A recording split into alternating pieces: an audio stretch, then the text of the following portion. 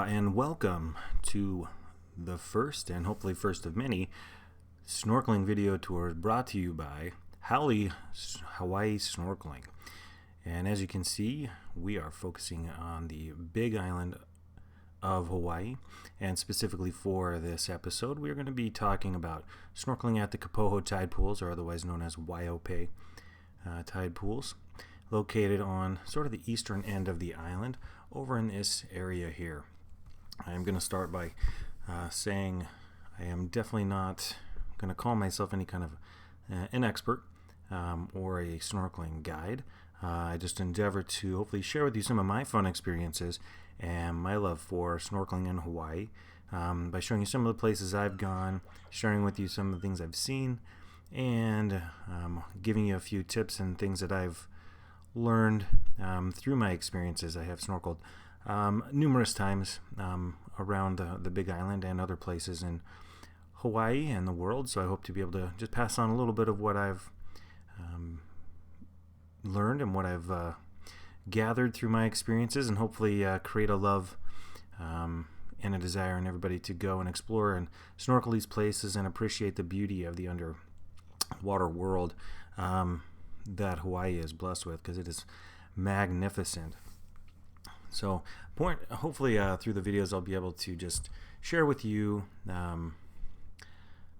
more than just tips and pointers, but I just want to maybe show you where they're located, how to get there, just some of the best places to get in and out of the water, things to look for, and then just ways to really enjoy the experience.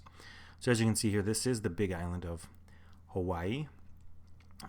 People who vacation or travel to Hawaii for vacation generally stay on the sunny, more dry side of the island here, specifically here where more of the resort area is, the Kailua Kona side, or the leeward side of the island. So this is, and it is definitely a fantastic place to stay, beautiful place to stay, and there are places to snorkel along here. Before today, like I mentioned, we are going to talk about Kapoho and show some video and share some experiences with the Kapoho area. So you can see, coming in to get there, you come in on Highway 130, turn off on 132, you pass Lava Tree State Monument. It's a little bit of a drive out from Hilo, and then you come in right into here, and you'll turn off the main road, and you can see Kapoho Point, Kapoho Tide Pools. Years ago, visitors who wanted to visit the tide pools, the community allowed them to park near the tide pool area. Well, they don't allow that anymore. There was some tsunami damage, and some of the parking area kind of got washed away, and it's just not as great. The community still does allow people to walk back and to access the tide pools and to snorkel. So you'll come in on this road here. You won't be able to pass in through about right here. There's a sign and a little sheltered sign area that talks about the Waiope area. So you park your car, secure all your valuables, secure your car. I've never had any trouble with break-ins or anything. This is sort of a more remote area, but still you always should take care with your vehicle no matter what. So when you come in to the area, you're going to park your car here, walk in, and my suggestion, because as you can see, the tide pool area is rather large, and a lot of people come out, kind of walk around, because this is where the old parking area was. A lot of people come out and kind of walk out, and you can walk out on the different areas of the rock if you do decide to go this direction. I definitely bring footwear that you can slip on and off. Getting in and out of the water, the rock it might look smooth, but it's still hard on your bare feet. So definitely bring some sort of slipper you can clip onto yourself, or that you can leave on the side of a pool while you snorkel around, then get out, put it on, move to the next pool if that's the way you want to do it. There's definitely a lot to see here, and as you'll see when you go, the visibility is great, and there's a lot of wonderful things to see. Having been here a few times, my suggestion is when you come into the area here. When you walk in, I would just either follow this road, the Kapoho Kai Drive, all the way straight down to right here where it intersects with the Waiopei Road, or just follow Waiopei Road right around to this same intersection, and there's actually a little path that cuts in here to this area, and I believe this area is called Champagne Pond.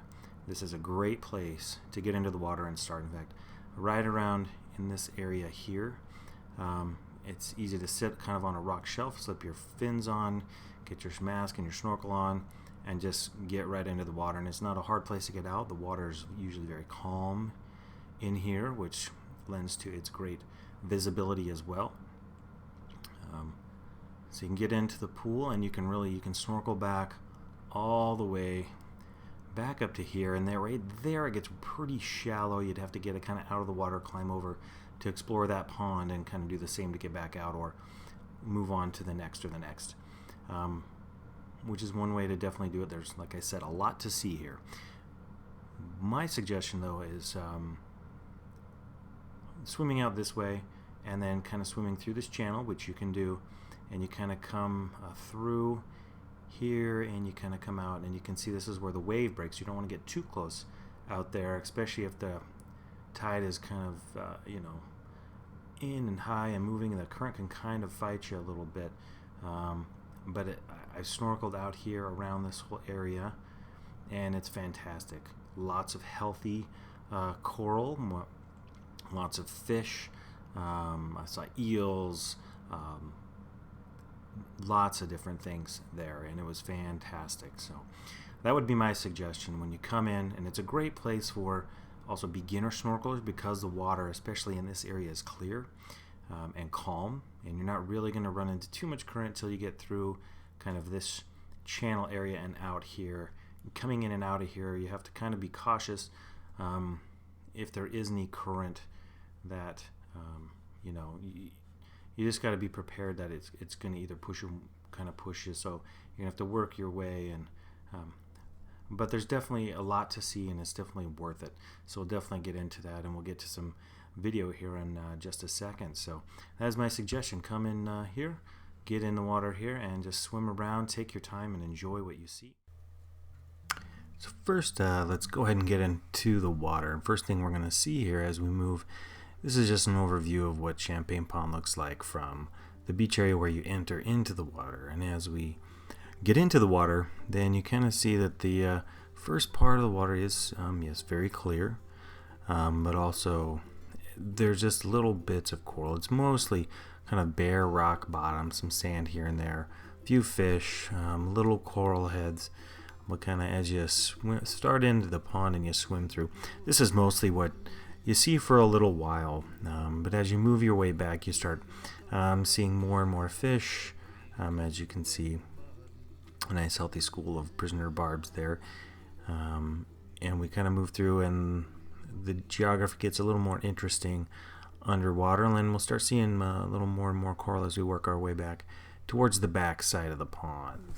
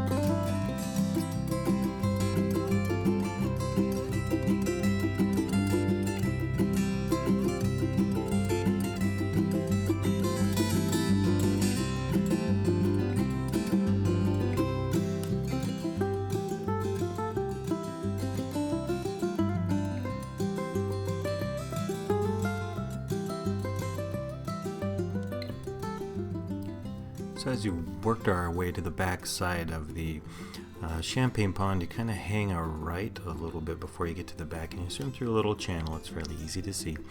And as you come through the channel, you're going to start kind of swimming over a little more of a shallow area. So this is important where it's you need to pay attention to the tides and sort of how they're moving. I believe this area would always be deep enough that you could swim through, but it's always a good idea to pay attention to what the tide is doing. But anyway, as you swim through, you can kind of see through this shallow area, through that channel, the current is kind of pushing against us as we swim through there. So it's making it just getting a little bit of workout swimming through that channel there to get over into the bigger area where pretty soon we'll see that there's a lot of coral, more healthy and bigger coral heads as we move out a little farther into the tide pool area.